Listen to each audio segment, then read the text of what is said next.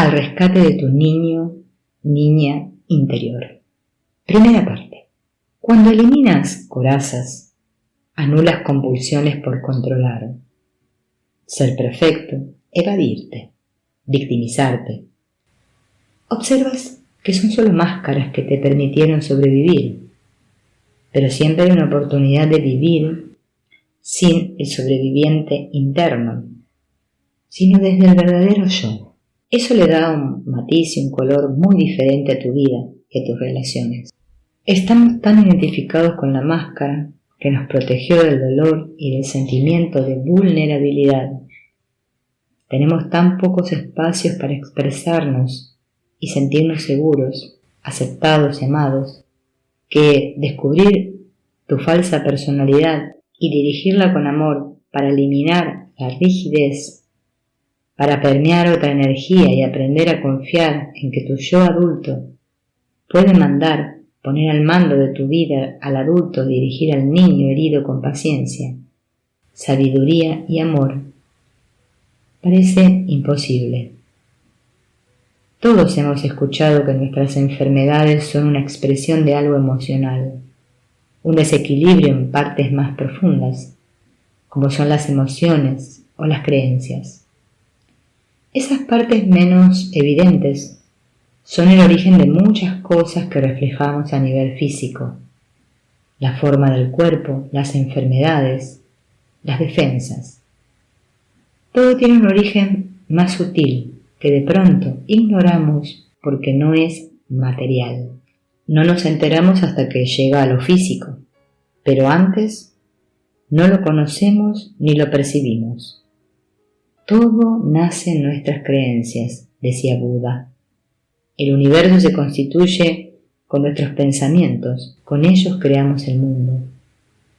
Tenemos una personalidad configurada por sistemas de creencias que se expresan por medio de emociones que a su vez se manifiestan a través del cuerpo físico.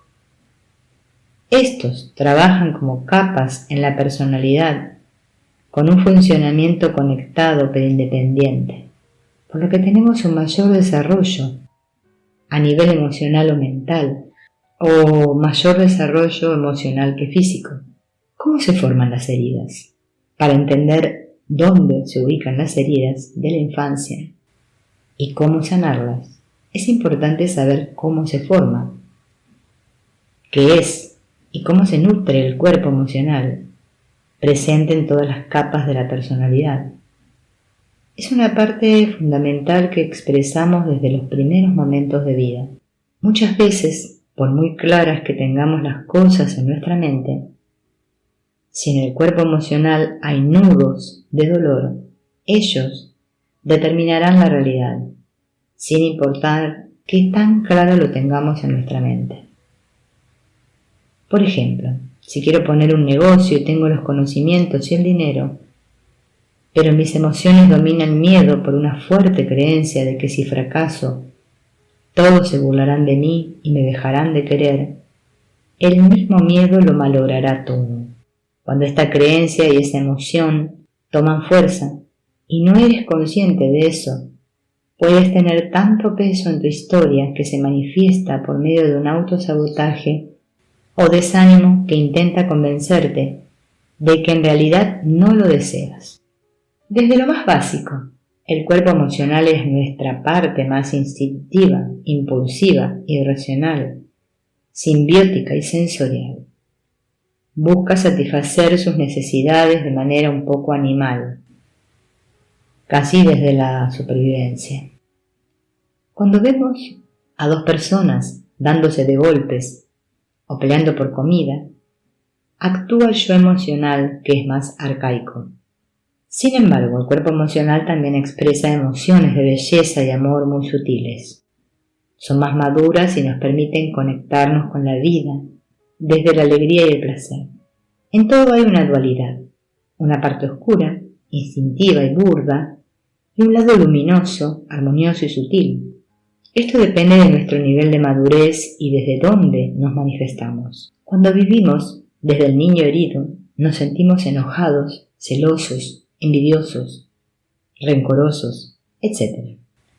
En cambio, cuando nos expresamos con el verdadero yo, somos generosos, amorosos, divertidos, empáticos. Esto nos permite reconocer qué nos hace bien y de qué debemos protegernos. Nos guía en el camino de la vida y nos deja sentir lo bella y profunda que es.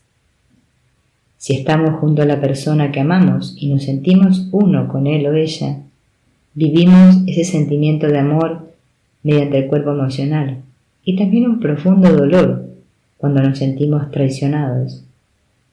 Gracias al cuerpo emocional sentimos el poder del amor, el impacto de la música, lo transformador de la belleza, la presencia de Dios y de lo sagrado en la vida.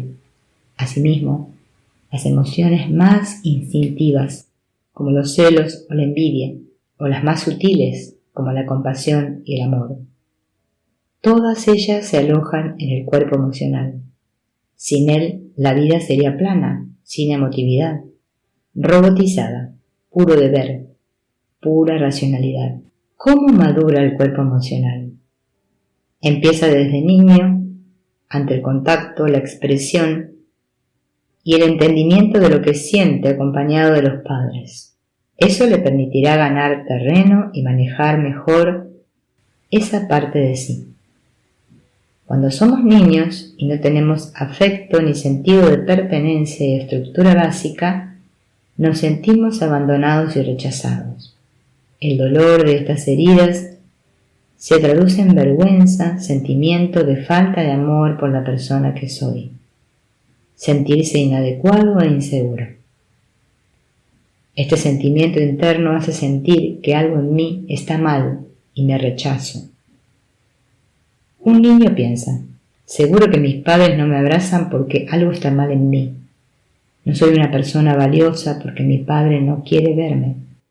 No soy importante, por eso mi mamá no quiere jugar conmigo. Esta vergüenza va directo al ser del niño, al yo no soy valioso, soy un error. Entonces el niño empieza a sentirse ansioso, por miedo a no ser visto. El contacto de los padres es muy necesario, así que el niño se vale de sus recursos para obtenerlo. Desde la angustia del abandono o el rechazo, empieza a actuar de diferentes modos para llamar la atención de sus padres. Manifiesta formas de ser y actuar que sacrifican al verdadero yo en un intento de ganar valor y llenar las necesidades de contacto. A veces actúa como adulto, se enferma, se muestra rebelde. Como niños, medimos la reacción de los padres ante ciertos comportamientos y verificamos si funcionan o no. A veces un regaño, golpes, un grito dan al niño la garantía de ser visto, lo cual, aunque suene raro, es mejor que el vacío y ser ignorado. Los padres, por medio de su afecto, su tiempo, su presencia, nos dan un luminoso espejo que nos hace mirarnos valiosos y merecedores.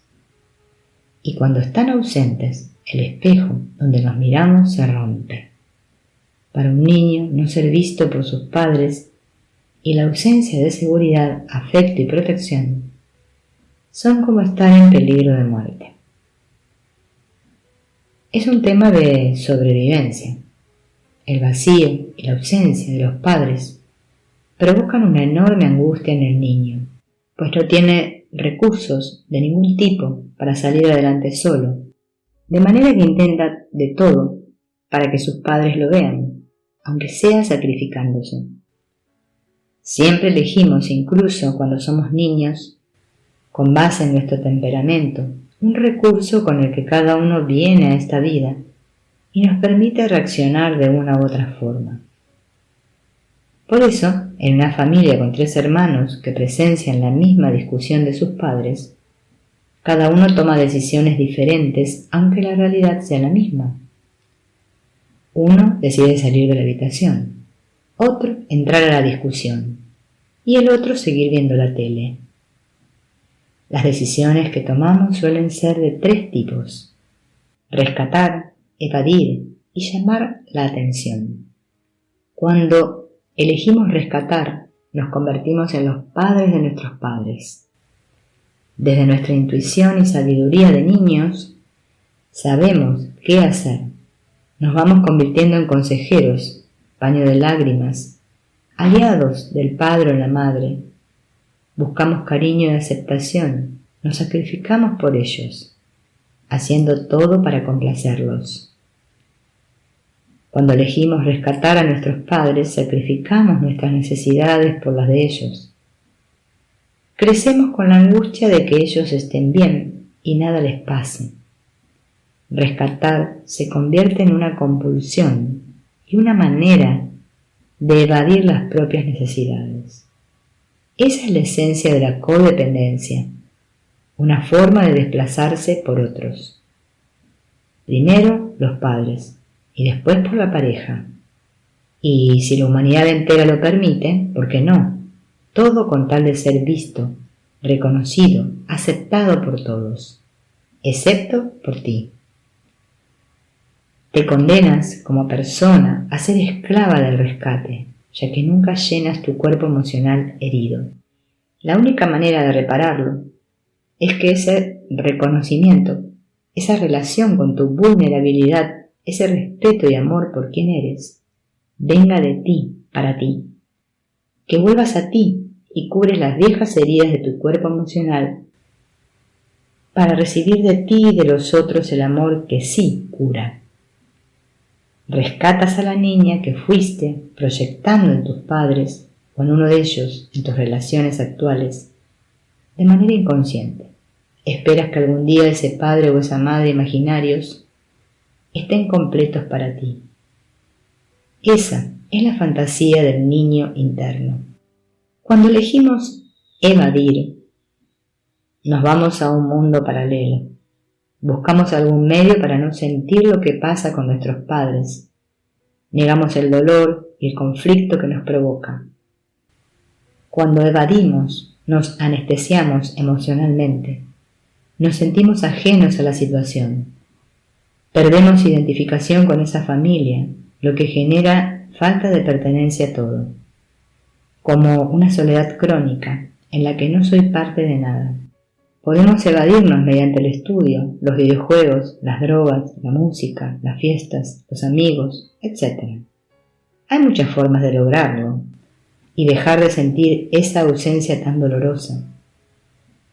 Esta decisión la tomamos para sobrevivir, pero tampoco llenará nuestras necesidades de contacto. Es algo que elegimos para sobrevivir. Nos hacemos solitarios, arrogantes, exitosos, pero con poca capacidad de intimidad. De niño puedes evadirte en los videojuegos, en la música, ir a tu propio mundo, para evadir el miedo y el dolor de semejante castigo.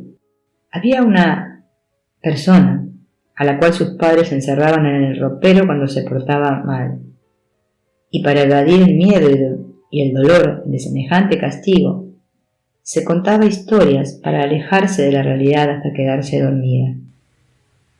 Hoy parece vivir siempre en sus fantasías y le cuesta poner atención. Cuando vive algo que no le agrada, simplemente se desconecta. Eso que la salvó en la infancia, hoy la incapacita para la vida. Es como si se metiera en el ropero aquí y ahora. Llamar la atención para un niño es otro recurso. Busca llamar la atención para satisfacer la necesidad de contacto. En psicoterapia esto se llama archivo expiatorio o el paciente identificado que actúa el problema de la familia.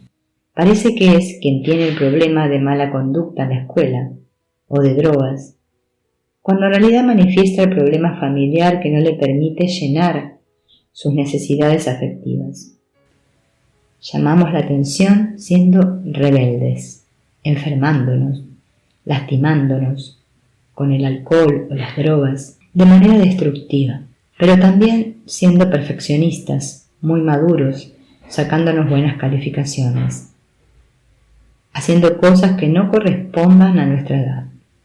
Hay muchas formas de gritar y decir: véanme, aquí estoy.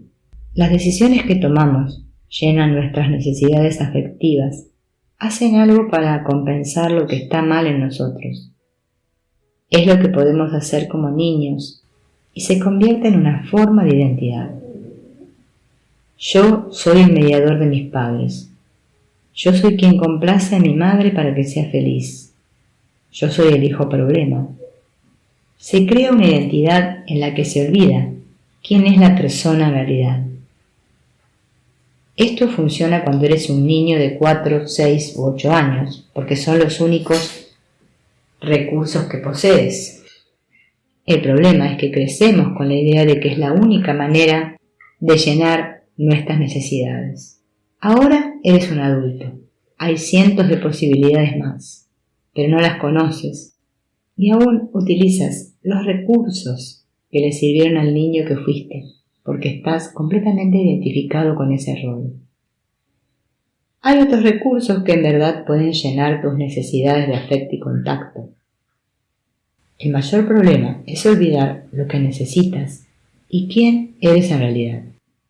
Sin esos recursos de evasión, rescate o para llamar la atención. Por eso, hoy que eres adulto, te sientes un adulto niño, porque hay heridas profundas que de pronto ponen tu niño a flor de piel y no te permiten sentirte amado, merecedor, valioso y en paz con quien eres, tal cual eres.